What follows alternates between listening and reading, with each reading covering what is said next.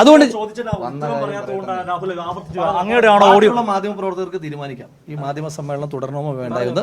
ബാക്കി മാധ്യമ പ്രവർത്തകർക്ക് തീരുമാനിക്കാം. അത് തീരുമാനിക്കാം. അത് കൈരളിയുടെ റിപ്പോർട്ടർ ചാനലിലെ റിപ്പോർട്ടറും മാത്രം ഇങ്ങനെ ആവർത്തിച്ച് ചോദ്യം ചോദിച്ചുകൊണ്ടിരുന്നു കഴിഞ്ഞാൽ ഞാൻ പറയാൻ വന്ന കാര്യമില്ലേ? പത്രസമ്മേളനം എന്ന് പറഞ്ഞ ഒരു രീതിയില്ലേ? മാധ്യമ സമ്മേളനം എന്ന് പറഞ്ഞൊരു രീതിയില്ലേ? മാധ്യമ സമ്മേളനത്തിൽ പറയാൻ വന്ന ആളുകൾക്ക് പറയണ്ടേ? അത് ഞാൻ പറയട്ടെ. അപ്പോൾ എന്നെ ന്യായീകരിച്ചുകൊണ്ടിരിക്കലല്ല പാർട്ടി പ്രവർത്തകരുടെ ബാധ്യത.